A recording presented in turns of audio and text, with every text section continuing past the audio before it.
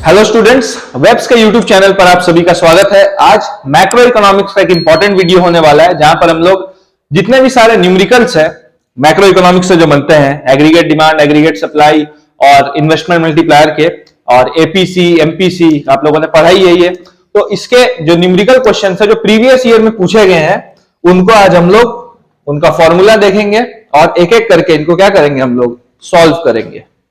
आइए इनका सबसे पहले फॉर्मूला देखा जाए। ये हम बेसिक से स्टार्ट करते हैं। सबसे पहले अगर इनका फॉर्मूला देखा जाए, सबसे पहले इसमें क्या आता है, इनकम। ठीक है, वाई फॉर इनकम। और इनकम को आप क्या कर सकते हैं, या तो कंज्यूम कर सकते हैं या तो आप क्या कर सकते हैं, सेव कर सकते हैं। ठीक है, तो एक ये इनकम का फॉर्मूला हो गया। उसके बाद आता है एग्रीगेट डिमांड का फॉर्मूला। एग्रीगेट डिमांड क्या होता है, कंजम्पशन प्लस इन्वेस्टमेंट। और यहां पर एक आ जाता है एग्रीगेट सप्लाई का फॉर्मूला। एग्रीगेट सप्लाई का मतलब क्या होता है, ये किन दो कंपोनेंट से बनता है, यहां भी कंजम्पशन और प्लस सेविंग। ठीक है, ये तीन आपका प्राइमरी फॉर्मूला है। और इसमें जैसा कि आप देख सकते हैं कि ये और एग्रीगेट सप्लाई क्या है, बराबर है। तो हम लोग ये भी लिख सकते हैं यहां पर कि y is equal to AS is equal to C plus S। ठीक है, ये तीनों ही, ये जैसे एक पार्ट, दो पार्ट, तीन पार्ट। ठीक है, ये बहुत इंपॉर्टेंट है, इसको आप ध्यान रखिएगा। कभी कभी क्या होता है, क्वेश्चन ऐसा फंस जाता है जहां पर हमको एस दिया रहता है लेकिन यूज रहता है वाई का। तो हम लोग वाई को भी एस के साथ इक्वेट करके फॉर्मूला निकाल सकते हैं, या वाइस वर्सा हो सकता है जहां पर आपका y दिया हो और हम लोग को किसका जरूरत हो, एस का जरूरत हो, तो y को भी एस के जगह हम लोग क्या कर सकता है, साइमल्टेनियसली यूज कर सकता है सब्स्टिट्यूट करके। ठीक, तो ये तो बेसिक फॉर्मूला है, आपको पता ही होगा। अब हम लोग आते हैं, अब एक चीज होता है यहां पर, जैसे y is equal to consumption plus saving है। ठीक है, आप जितना पैसा कमाते हो या तो आप कंज्यूम करते हो या तो आप सेव करते हो। ठीक, अब एक चीज यहां पर एक कॉन्सेप्ट लगता है, इसको ध्यान से समझिए। जैसे मान के चलिए अगर मैंने लिखा 10 इज इक्वल टू 6 प्लस 4।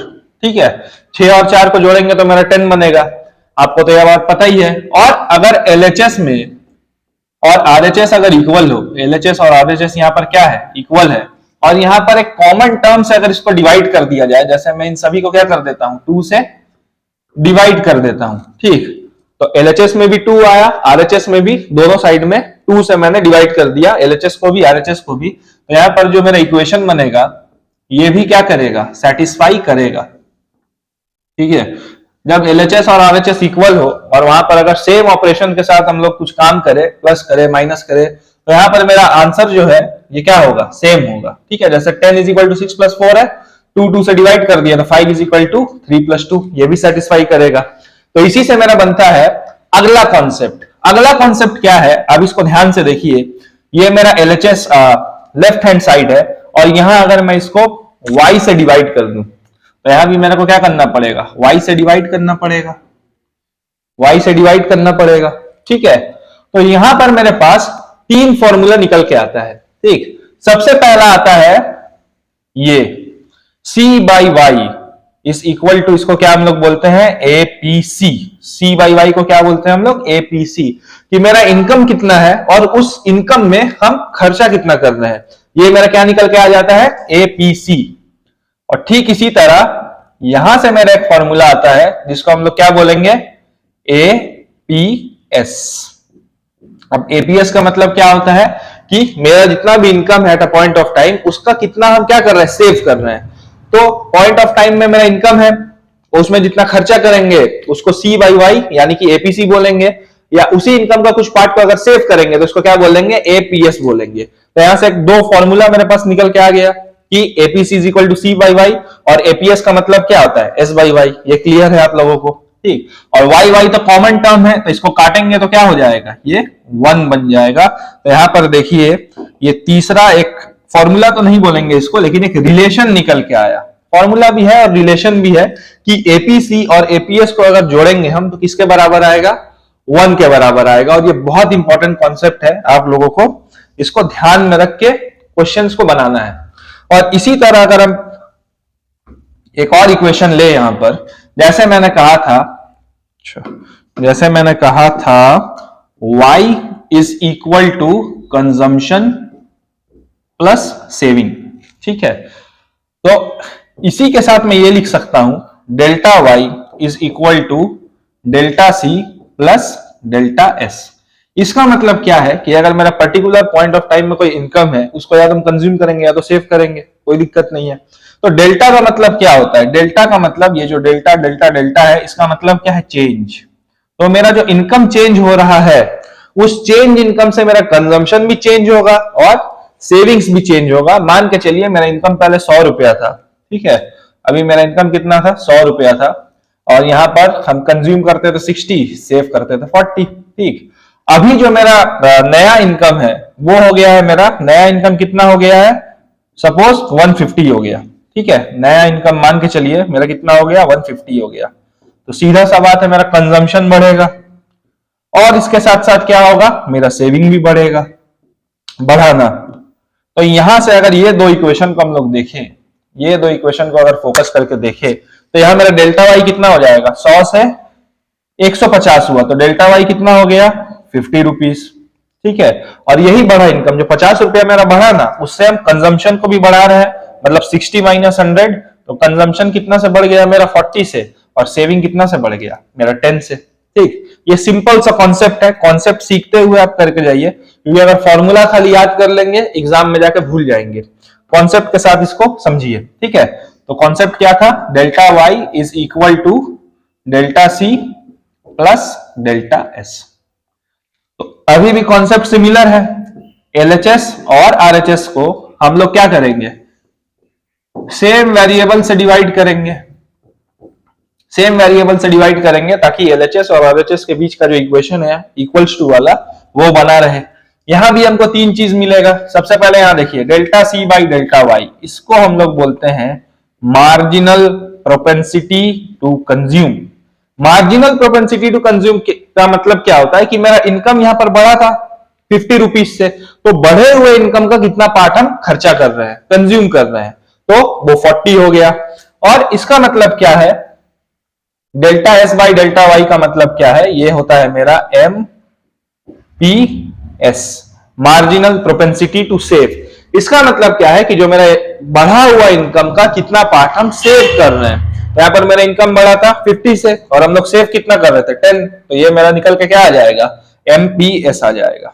ठीक है, और एक चीज और याद रखेंगे हम लोग कि डेल्टा वाई क्या हो जाएगा? आपस में कट जाएगा, और यहां पर क्या आ जाएगा? 1। तो दोनों के बीच का रिलेशन फिर क्या बन के आ गया कि एमपीसी और एमपीएस को जोड़ेंगे तो ये हमेशा कितना आएगा? 1 के बराबर ही आएगा। ठीक है, तो ये कुछ फॉर्मूला था जिसका हम लोग ध्यान रखेंगे। आगे और भी फॉर्मूला है, इक्विलिब्रियम का फॉर्मूला है और बहुत कुछ है, लेकिन अभी हम लोग बेसिक से स्टार्ट कर रहे हैं, तो बेसिक फॉर्मूला यही है। अभी आगे हम लोग देखते हैं कि कुछ सम है क्या इससे रिलेटेड। आइए, अच्छा इसको काटना पड़ेगा। चलिए आइए सम में आते हैं हम लोग, इसको बनाने का कोशिश करते हैं, बन जाएगा बड़े ही आराम से, क्योंकि आज बेसिक्स का ही क्लास है, तो आज बेसिक सम ही बनाएंगे, उसके बाद हम लोग एडवांस में चलेंगे। और मैं बोलता चलूं कि ये सारा जो है, सारा कुछ जब हम लोग सम करेंगे, चाहे इजी लगे चाहे हार्ड लगे, ये सारा ही प्रीवियस ईयर क्वेश्चन पेपर का है। ठीक है, तो एक भी सम को छोड़ना नहीं है। देखिए यहाँ पर जैसे मैंने मेंशन किया हुआ है कि ये कब आया था? 2020 के सीबीएसई के बोर्ड एग्जाम्स में आया हुआ था ये क्वेश्चन, तो किसी को भी छोड़ना नहीं है। चलिए, सबसे पहले यहां पर बात किया जा रहा है income rises from 50,000 to 60,000। Simple है, अगर मान के चलिए मेरा इनकम 1 मतलब ओरिजिनल इनकम कितना था? ₹50,000, और यहां पर मान के चलिए नया इनकम जो है Y2, ये कितना है? 60,000। चलिए ठीक है, ये इंफॉर्मेशन गिवन है। एंड कंजम्पशन इंक्रीज हो रहा है 40,000 से लेके 48,000 तक। ठीक, तो यहां मेरा ओरिजिनल कंजम्पशन था, ओरिजिनल कंजम्पशन जो था ये था ₹40,000 का, और नया कंजम्पशन जो है, मतलब बढ़े हुए इनकम में जो कंजम्पशन है, ये कितना का है? 48,000 का। ठीक है, यहां पर हम लोग को सिंपली क्या निकालना है? एमपीसी। एमपीसी का मतलब क्या होता है? Marginal propensity to consume. जहां पर मार्जिनल आ जाए तो मार्जिनल का मतलब जो चेंजिंग फिगर है ना, जो फिगर चेंज हुआ है उसमें हमको निकालना है, मतलब डिफरेंस में निकालना है। और अगर एवरेज का बात कर दिया जाए तो इसी में हम लोग निकालते हैं। ठीक है, पहले हम लोग मार्जिनल का कॉन्सेप्ट समझ लेते हैं, उसके बाद एवरेज का समझेंगे। इधर देखिए, इसी क्वेश्चन में हम लोग क्या करते हैं, एमपीसी तो है ही, साथ में हम लोग क्या करते हैं, एमपीएस भी निकालेंगे। ठीक है, और साथ ही साथ हम लोग क्या कर देते हैं, एपीसी भी निकाल देते हैं और एपीएस भी निकाल देते हैं, सेम क्वेश्चन को नजर में रखते हुए। ठीक, अब एक बात बताइए हमको कि मेरा इनकम है 50,000 और यहाँ Y2 है 60,000, तो मेरा इनकम कितना बढ़ा, मेरा इनकम कितना बढ़ा। सबसे पहले हम लोग यहाँ निकालते हैं एमपीसी को ही, सबसे पहले हम लोग निकालते हैं। ठीक है, तो मेरा इनकम में चेंज कितना हुआ, तो इनकम में चेंज हुआ सिंपली 10,000। ठीक है, इनकम में कितना चेंज हुआ, 50,000 से 60,000 हुआ, तो 10,000 का चेंज हुआ। अभी यहां पर बात करें अगर चेंज इन कंजम्पशन का, तो 40 से 48,000 हुआ, तो कितना का चेंज हुआ, 8,000 का चेंज हुआ। सिंपल सा है, 8,000 का चेंज हुआ। अब एमपीसी का फॉर्मूला क्या होता है, एमपीसी का फॉर्मूला होता है delta C by delta Y. इसका मतलब जो मेरा इनकम बढ़ा है उस बढ़े हुए इनकम का कितना पोर्शन कंज्यूम कर लेना है। तो सिंपल है ये, यहां पर आ जाएगा मेरा 10,000, यहां पर आ जाएगा मेरा 8,000। तो अगर आप देखेंगे तो ये जीरो कटा, ये जीरो कटा। ठीक है, और यहाँ 10 है ना, तो ये सिंपली क्या हो जाएगा 0.8। तो मेरा एमपीसी कितना हो गया 0.8। ठीक है, इसको समझने में होपफुली कोई दिक्कत नहीं आया होगा। ठीक, अगर आप इसको और छोटा करना चाहते हैं, अगर पॉइंट नहीं बैठाना आता है आपको, तो डायरेक्ट कर दीजिए। ये हो जाएगा आपका 2 4 जा 8 और ये कितना हो जाएगा 2 5 जा 10। अब इसको सिंपली क्या कर लीजिए, डिवाइड कर लीजिए। 5 यहां लगाइए, यहाँ पॉइंट लगाइए, 0 5 8 जा 40। ठीक है, कहानी खत्म। तो यहाँ भी आपका 0.8 ही आ रहा है। ठीक, तो यहाँ पर आपका जो एमपीसी है ये मेरा निकल चुका है, इसको निकालने में कोई दिक्कत नहीं है। ठीक है, अभी यहां पर अगर बात करें कि अगर मेरे को एमपीएस निकालना है, ठीक है, यहां पर हमको क्या करना है, एमपीएस निकालना है। तो एमपीएस को कैसे निकालेंगे, इसका दो तरीका है। एक तो आसान वाला तरीका है, क्या है कि MPC plus MPS is equal to 1 होता है। एमपीसी मेरा आ गया है 0.8। अब इसमें ऐसा क्या प्लस करेंगे कि ये 1 आ जाए, इसको उधर ले जाकर माइनस कर लीजिए, सीधा सा मेरा जवाब है कि ये कितना आ जाएगा 0.2। ठीक है, तो एमपीएस कितना आ गया मेरा 0.2। सिंपल है। अभी मान के चलिए कि कुछ कुछ क्वेश्चन में ऐसा डायरेक्ट तो दिया नहीं रहेगा, उस केस में क्या करेंगे, उस केस में आपको यह करना है कि हमको पता है कि income is equal to consumption plus saving होता है। तो सेविंग आपका क्या हो जाएगा y माइनस सी, सेविंग को इधर लाइए, y को इधर लीजिए, साइन चेंज करिए, y माइनस सी हो गया। ठीक है, तो सबसे पहले अगर सेविंग 1 निकाले हम लोग, तो S1 निकाले, तो S1 कितना निकलेगा, यहाँ पर 50,000 में से 40,000 खर्चा कर रहे हैं, तो सिंपली मेरा बच कितना रहा है तब 10,000। सिंपल है। और सेविंग टू का मतलब 60,000 में से 48,000 खर्चा कर रहे हैं, तो आपका बच कितना रहा है, सिंपल है 12,000 बच रहा है ना, 12,000। सिंपल है।